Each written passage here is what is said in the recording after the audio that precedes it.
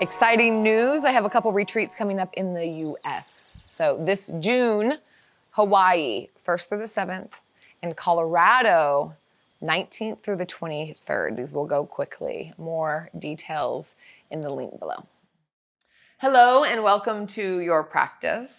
And today I want to talk a little bit about glimmers. And to talk about that, I want to start with a negativity bias. So these two really important terms here. So in a nutshell, the negativity bias is a very intelligent survival wiring that we have and that our ancestors have passed along to us, our legacy, that has helped us survive. So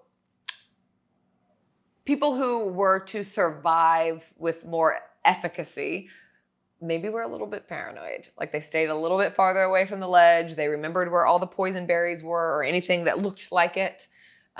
Things like that. So we put more focus on things that were possible threats than the things that were maybe rewards. And the way that this relays into today's world is like, imagine that you are getting feedback on a project and 99 people said, oh my God, it was so good. And one person was like, yeah, I don't know, it was all right. We tend to focus on that because that is what the negative, or that is a perceived threat in a way. So the way that Hansen says it, who I believe coined the term glimmers, which we'll get to, that it's a tendency for the good things to slide off of us like Teflon, where the bad things stick to us like Velcro. That's an easy way to kind of remember that. Yeah. So I could go on to a whole tangent about threat versus perceived threat, but maybe you can kind of associate that and know what that means, is that often whatever we're really scared of is actually not there. It maybe wasn't at one time, but not anymore. So it can really cause a lot of pain for us. But I'm going to reel that back in and talk about glimmers. So if we know that we have a tendency towards the negativity bias and that it's natural and it's intelligent and it's an innate wiring, and it can cause us some strife, then what can we do is that we can lean into glimmers and that we can kind of build a glimmer bank. And what a glimmer is there's little sweet things that are also happening at the same time. And we can practice seeing these when things are good, on good days, so that it's easier to remember to kind of see them and notice them and perceive them when things are getting hard, when we're in that kind of when we're in that negative space. I don't like to use that word, but there we are. That's what the bias is called. So a glimmer can be so many different things. So throughout your day, you look up, like I've been in Bali recently, and I look up and I just see a beautiful cloud and I'm like, oh my goodness. Or it could be a flower, or it could be, I give an example of an ant. Often I love to watch ants carrying things that are like 10 times their weight. It could be a sweet interaction with somebody. It could be a hug. It could be something, the more minute we make them, actually the stronger weight we're lifting. So while it's easier to find things that are obviously like, that's sweet, a glimmer is often even just the way that it sounds, like it's a little spark. And it just reminds us that we have the capacity to hold both things, that this can be happening and it can feel challenging. And look, there's other things happening as well. There's also these sweet things, and it can kind of pull us out of that tendency, or it can help to balance out, because we're not going to negate it, but it can balance out, especially if we have a strong bias. So anyway, those are the two things. Go and look them up. Hansen, Deb Dana, there's lots of information out about both of these things. But I want to weave that into a short yoga practice today, just so that we can embody it. And you can feel whenever things feel challenging. You can also be like, and there's some sweetness. Like I have space for both. So that's the offering, to find where there's tension and to find where there's a little something, something. So that's what we'll do today. And to begin, let's begin in a little egg shape. So wrap your arms around your legs and take your chin into your chest, your forehead into your knees. Just curl into a little ball and we'll just breathe here for a moment. So really coming into center. This position, this asana, like really kind of evokes that, like pulling it all in towards center here, starting here.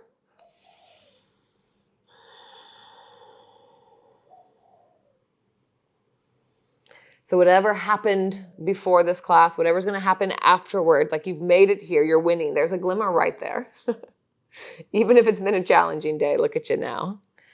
Carved out time for self to recenter. And then slowly release. And we'll take the hands to the knees, roll the shoulders back and kind of pull the heart through. And take some cat-cows here. So you can really lengthen the arms and lean back and then pull yourself forward. Heart open, throat open. Move between these.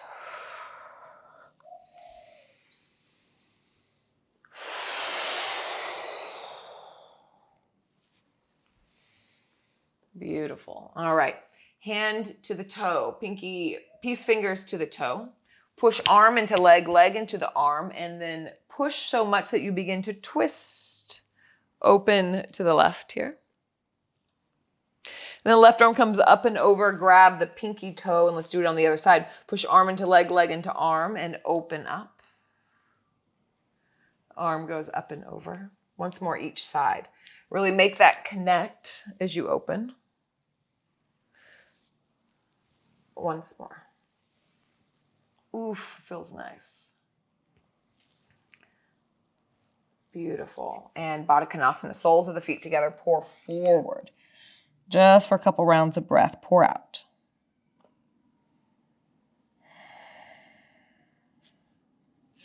All right. Find your way into downward facing dog and pedal out. See what it's like there. What's it like to be in downward dog today? Maybe it's a good thing. Maybe it feels like a challenge. But can you find a little glimmer, just a little piece that feels good?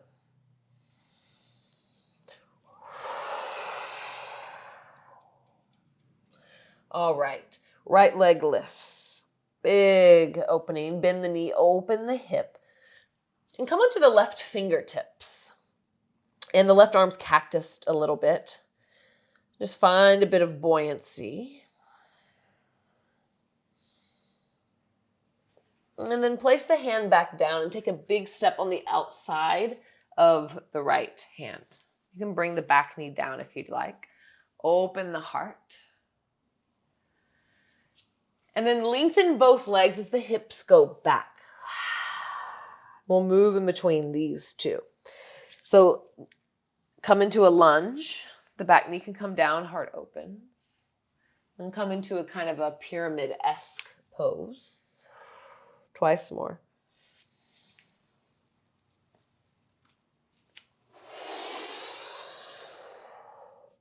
And then big step up, left foot outside the left hand, sink low Malasana squat. So some people love it, some people hate it. Can you find some glimmers here? Even if they're very nuanced, subtle little things, what can you find? And then slowly pour forward, forward fold. Toes point forward. Soft bend in the knees, actually deep bend in the knees. And slowly roll yourself up. All right, arms lift. Grab the left wrist and step off the right side of the mat to get a big side dancer here. All right, big wrap, left leg comes around, eagle pose. Arms go wide, right arm over the left. Sink low. Options, hands can come to shoulders, bottom foot can touch the earth, your choice. And then slowly unwind. Left foot meets the right. Arms lift up, heels lift. And fold forward. One breath, halfway lift. And step back, downward facing dog. Inhale, wave forward, plank pose.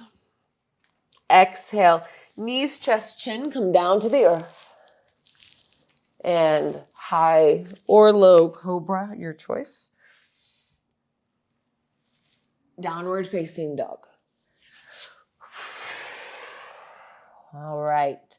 Inhale, the left leg lifts. Get light in the right hand. Bend the top knee and just explore here for a moment. Getting light in the right hand is just kind of like giving something a little more interesting to work with here.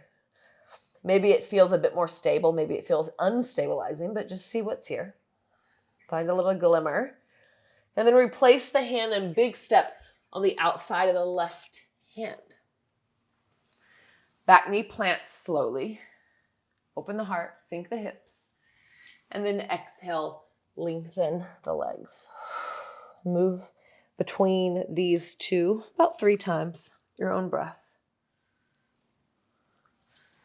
Weaving a thread of breath and movement.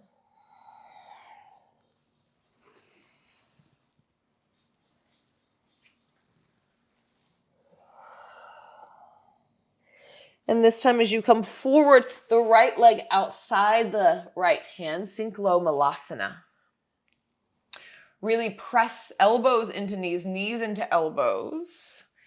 Thumbs into the sternum, sternum kisses back into the thumbs, and lengthen the back of the neck. And forward fold. Toes face forward, big fold. And then slowly, slowly roll up. Arms lift. Grab the wrist, step off the left side of the mat. Find some buoyancy.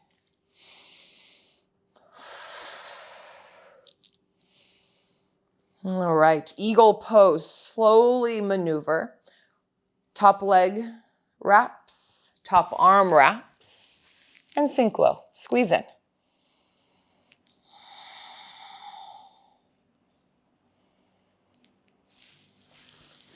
Slowly release. Heels lift, arms lift, and fold forward. Inhale, halfway lift 1 time, and step back, downward facing dog. We'll do the same little vinyasa here. Inhale, wave forward. Knees, chest, chin. And inhale, high-low cobra. Downward facing dog. Full round of breath. All right, a little bit different here. Inhale, lift the heels. Bend the knees and gaze forward. And then a big pounce up into malasana squat. Sink low. Right hand comes down. Pour inside the right leg. And then peel open with the left arm. So really, again, that connection between the right arm and the right leg. And then come center, switch sides. Yes, malasana. And fold forward. Slow peel up. Arms lift. And side dancer. All right, this time slow into figure 4. Wrap and sink low. Any mudra you like, maybe Hakini mudra. Sinking the hips while lifting the heart, so having both here.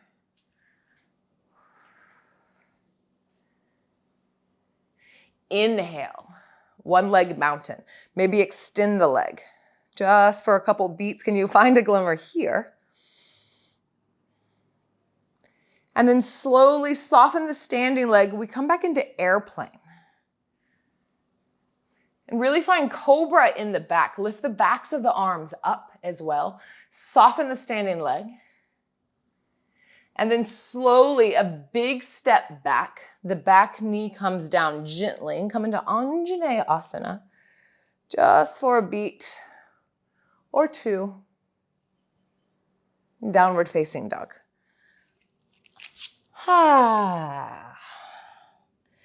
Take a vinyasa or just take a wave forward and wave back, your choice. We meet in downward facing dog. We'll do that on the other side. lift the heels and then bend them deeply, gaze forward, big pounce outside the hands. Sink the hips low. Connect left shoulder, left inner thigh, open up. Switch sides. Come to center and pour forward. Slow peel up. Arms lift. Side dancer. 2 breaths. Feels good. Figure 4. Find that balance between sinking the hips and opening the heart. Ooh, a little wobbly over here. All right, one leg mountain. Your choice to extend the leg. And feel the shakes coming in the body as it calibrates. And then slowly move, as slow as you can, into airplane. Find the cobra in the back. As if there's string attached to the triceps, kind of lifting up just slightly. And then slowly reach the toes back to the back of the mat. The back knee drips down and the arms lift up, Anjaneyasana. Maybe the front heel lifts. Whoosh. And plant the hands down. Downward facing dog.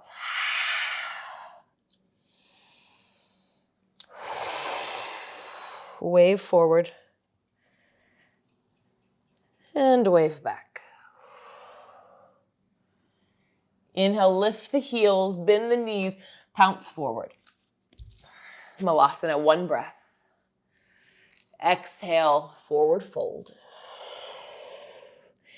Inhale, wave, not wave, roll up.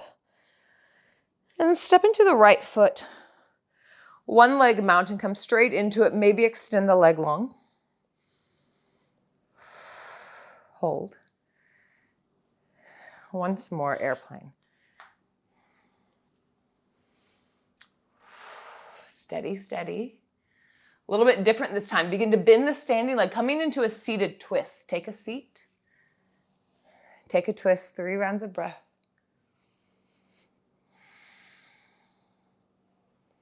Lengthen the spine, open the heart. And release. Find your way downward facing dog. Right into the other side. Inhale, lift the heels, bend the knees. Malasana, pounce forward. 1 breath. Fold forward. Push into the feet as you roll up. And stand into the left foot. 1 leg mountain, maybe extending the leg. Spreading the toes always helps me to have a little bit more activation. And then slowly airplane.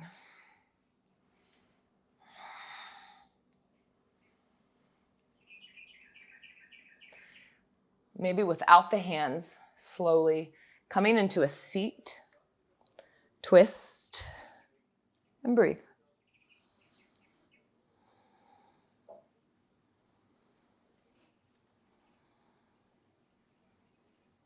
And slowly unwind. Legs forward. Paschimottanasana. Flex the feet back, reach up. Take a slight cactusing of the arms here, just to open, get broad, and then fold forward. Maybe you take peace fingers to toes. Maybe that is absolutely not happening today, your choice. Maybe you find stillness, maybe you sway.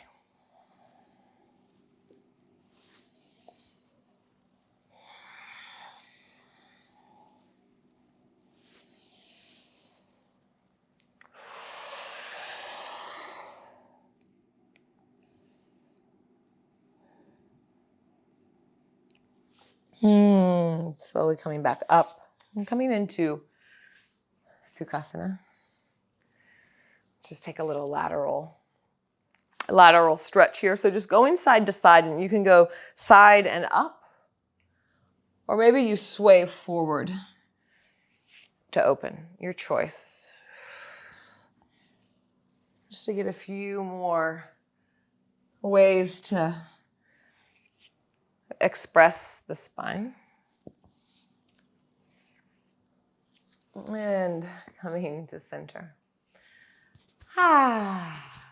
Just a few moments for a settling. Maybe wrapping back around to the inquiry of recognizing how strong your negativity bias is. Probably in certain areas it's quite alive, and maybe others it's not, but remembering that it's an intelligent but not always helpful reflex that we have. And what we can do to support it is finding and practicing this little glimmer practice of noticing when things are also sweet, especially when there's little tiny bits of it, little glimmers of it. It's really a shifting practice. So maybe even just now in the body, you can find the smallest glimmer, something intricate, not the most obvious thing.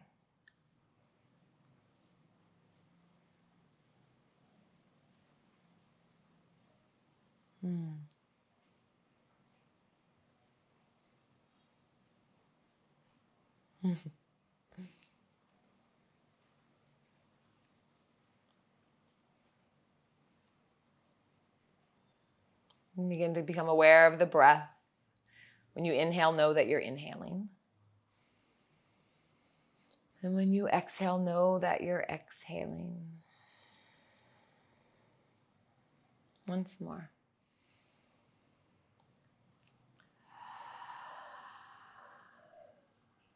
Bring your hands together, thumbs at the third eye. And thank yourself for showing up to this practice. It's often the hardest part. And thank you for letting me offer up what I love, and I hope that it is of benefit. Let's pour forward. Sealing our practice. Namaste. Thank you. Suksama. In gratitude. Mucho gratitude. Thank you. Yeah. I hope that you appreciate this. Not appreciate this, but yeah, I hope that you appreciate this and found some benefit.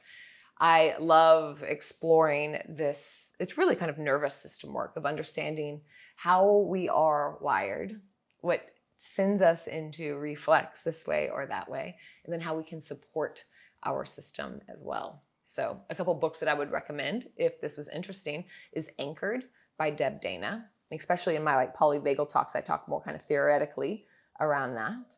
And then also Buddha's Brain by Dr. Rick Hansen. It's epic as well. And it'll both explore both of these concepts as well as a wellspring of other things as well. So anyway, I hope that you enjoy. Thank you.